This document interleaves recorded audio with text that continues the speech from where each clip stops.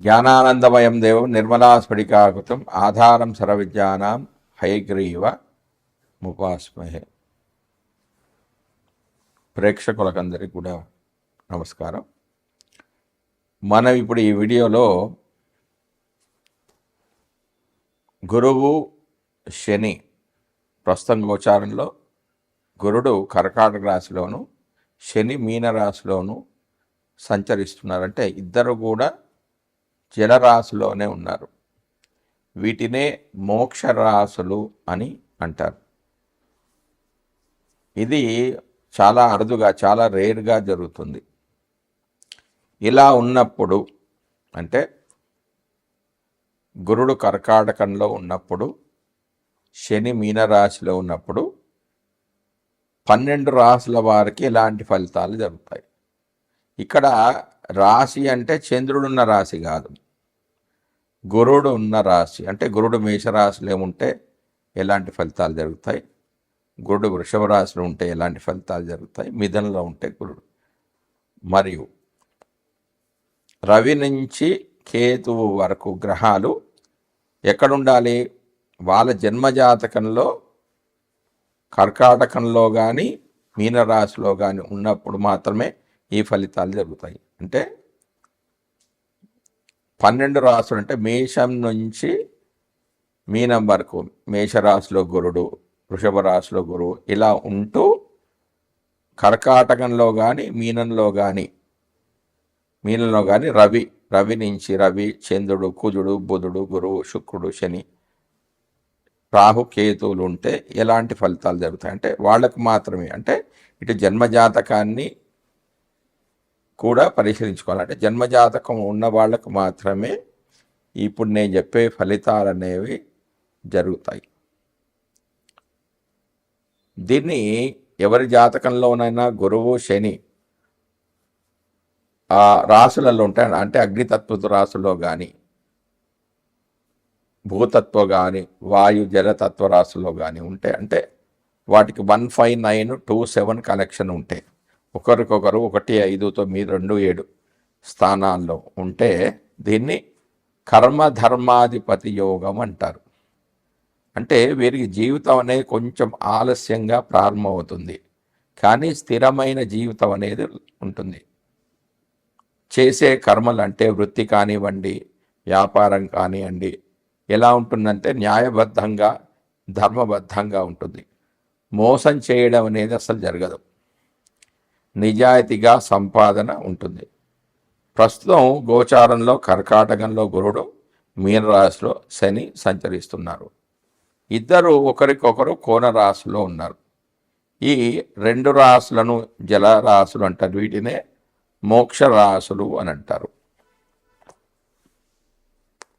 గురు శని ఒకరొకరు కోణరాశులు ఉండడం వల్ల మేషాది వృశ్చిక రాశుల వారికి, అంటే ఇక్కడ చంద్రుడిని తీసుకోకండి, చంద్రుడిని రాశి తీసుకోకండి. మేషంలో గురువు ఉన్నప్పుడు ఎలాంటి ఫలితాలు కలుగుతాయి, మిథునంలో గురువు ఉన్నప్పుడు ఎలాంటి ఫలితాలు, ఇట్లా 12 రాశుల వారికి ఎలాంటి ఫలితాలు జరుగుతాయి అనేది నేను ఇప్పుడు చెప్తాను. జ్ఞానానందమయం దేవం నిర్మలాస్ఫటికాకృతం ఆధారం సర్వవిద్యానాం హయగ్రీవ ముపాస్మహే. ప్రస్తుతం గోచారంలో కర్కాటకంలో గురువు, మీనరాశిలో శని సంచరిస్తూ ఉన్నాడు. అంటే ఈ 2 రాశులు కూడా జలతత్వ రాశులే. వీటిని మోక్ష రాశులు అని కూడా అంటారు. ఇది చాలా అరుదుగా సాగుతుంది ఈ సంఘటన. అది ఇలా ఉండడం అనేది చాలా రేర్గా జరుగుతుంది. ఇలా ఉన్నప్పుడు వ్యక్తి యొక్క గోచార ఫలితాలు ఏ విధంగా ఉంటాయి అంటే, ఇక్కడ గోచారం అంటే చంద్రరాశి, అంటే చంద్రుడు రాశి అంటే ఇక చంద్రరాశి కాదు, గురుడు ఉన్న రాశి. భృగునంది నాడి ప్రకారం నేను ఫలితాలు చెప్తున్నాను, అని పరాశర పద్ధతి ప్రకారం కాదు, భృగునంది నాడి ప్రకారం చెప్తున్నాను.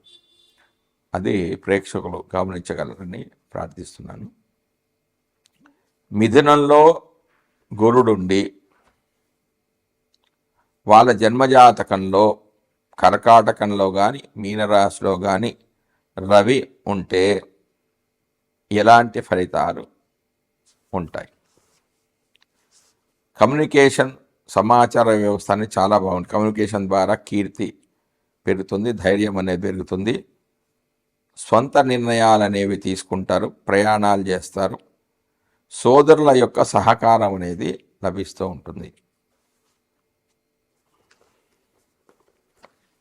తర్వాత చంద్రుడు,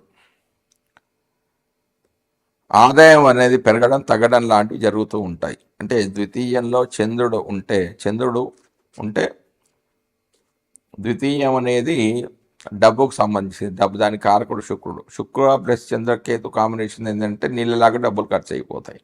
అంటే ఆదాయం డబ్బులు వస్తాయి, డబ్బులు ఎలా వస్తాయి అలాగే ఖర్చు కూడా అవుతూ ఉంటాయి. ఇంకా కుటుంబం మీద దృష్టి పెడతారు, కొంత పొదుపు చేస్తారు.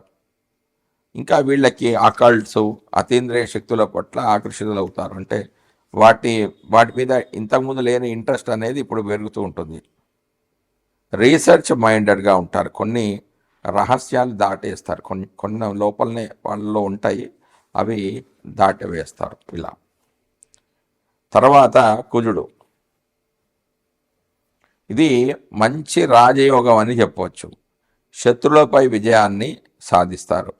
వైద్యులకు, మిలిటరీ సైనికులకు, పోలీస్ రంగంలో పనిచేసే వాళ్ళకి ఇలా ఉండడం అనేది చాలా మంచి కాలం అని చెప్పొచ్చు. ప్రయాణికులను అమలు చేస్తారు, ప్లానింగ్ ప్రకారం చేస్తారు, ఏ పని చేసినా కూడా ప్లానింగ్ ప్రకారం చేస్తారు, అనుకున్న పనులలో విజయాన్ని సాధిస్తారు, ఆర్థిక పరమైన లాభాలు అనేవి ఉంటాయి. అంటే అంత మంచి జరుగుతుంది వీళ్ళకి. తర్వాత బుధుడు, జన్మజాతకంలో అంటే మిథునంలో గురువు ఉండి బుధుడు కర్కాటకంలో కానీ మీనరాశిలో కానీ ఉంటే వ్యక్తి యొక్క గోచార ఫలితాలు ఏ విధంగా ఉంటాయంటే మెరుగైన ఫలితాలు సాధించాలని అనుకుంటారు, చురుకైన ఆలోచనలతో ముందుకు అడుగు వేస్తారు, అతిగా ఆలోచిస్తారు, స్థిరమైన అభిప్రాయాలు ఏర్పరచుకోవాలి వీళ్ళు చేయాల్సింది. ఇంట్లో ఇంటీరియర్ డెకరేషన్ వర్క్ అనేవి చేస్తారు, వాహన సౌఖ్యం, గృహ సౌఖ్యం అనేది లభిస్తుంది. ఇల్లు ఇలా ఉండాలి, అలా ఉండాలి అని కేవలం ఇంటికి పనుల ఆలోచనలు మాత్రమే చేస్తున్నారు, అంటే ఇంటి గురించి ఆలోచిస్తూ ఉంటారు. ఇక గురుడు, జన్మజాతకంలో మిథునంలో గురుడు ఉండి అలాగే జన్మజాతకంలో కర్కాటకంలో కానీ మీనంలో కానీ గురుడు ఉంటే ఫలితాలు ఇలా ఉంటాయి. భార్య సహకారం లభిస్తుంది, పార్ట్నర్స్ అంటే భాగస్వాముల సహకారంతో తమకున్న పరిధిని అనేది కొంచెం పెంచుకుంటారు, వ్యాపారం విస్తరిస్తూ ఉంటుంది, అంటే కొత్త బ్రాంచెస్ అనేవి ఏర్పాటు చేసుకుంటారు, కొన్ని లాభాలను పొందుతారు, కొత్త సంస్థలను ఏర్పాటు చేసే అవకాశం కూడా ఉంది. టీచింగ్, లా, కన్సల్టెన్సీ రంగాల్లో ఉన్నవారికి అనుకూలమైన వాతావరణం అని చెప్పవచ్చు. సంపదలు పెరుగుతాయి, కుటుంబంలో ఆనందకరమైన వాతావరణం అనేది నెలకొని ఉంటుంది. ఇక శుక్రుడు ఎలా ఉంటే తమ తెలివితేటలతో ఆదాయ వనరులు అనేవి పెంచుకుంటారు. టీచింగ్, ఎంటర్టైన్మెంట్ ద్వారా ఆదాయం అనేది పెరుగుతుంది. స్పెక్యులేషన్ ద్వారా అనుకోని ఆదాయం అనేది రావడం. ఈ సమయంలో వారింట్లో ఒకవేళ పిల్లలు పుట్టడం ద్వారా ఆదాయం అనేది పెరుగుతుంది. విదేశీ పెట్టుబడుల ద్వారా ఆదాయం అనేది కూడా లభిస్తుంది. పుణ్య కార్యక్రమాలకై డబ్బులు ఖర్చు చేస్తారు. వెల్త్ ఇంక్రీజ్ విత్ ఎక్స్పెండిచర్, అంటే దాన ధర్మాల ద్వారా పుణ్యం వలన ధన సంపాదన అనేది పెరుగుతుంటే పుణ్యం అనేది వీరికి పెరుగుతూ ఉంటుంది. తర్వాత శని, జన్మజాతక చక్రంలో కర్కాటకంలో కానీ మీనంలో కానీ శని సంచరిస్తున్నప్పుడు ఆ వ్యక్తి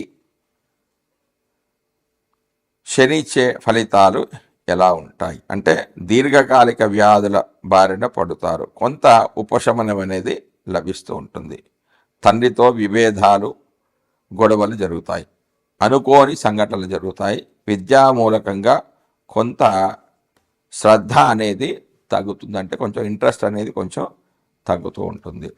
తర్వాత రాహు, విద్యలో ఆటంకాలు వస్తాయి. కొంతకాలం తర్వాత మళ్ళీ విద్యాభ్యాసం ప్రారంభించడం ద్వారా అనేక శాస్త్రాలు చెబుతారంటే మినిమం 2 డిగ్రీస్ చదివే అవకాశం అనేది వీరికి ఉంటుంది.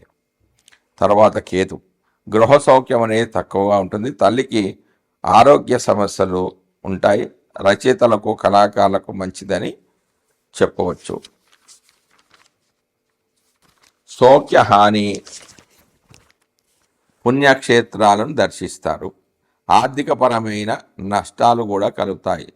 ఇతరులతో వాదిస్తూ ఉంటారు. అంటే కేతు అంటే వాదించే వ్యక్తి కాబట్టి ఇతరులతో వాదిస్తూ ఉంటారు. జై శ్రీమన్నారాయణ.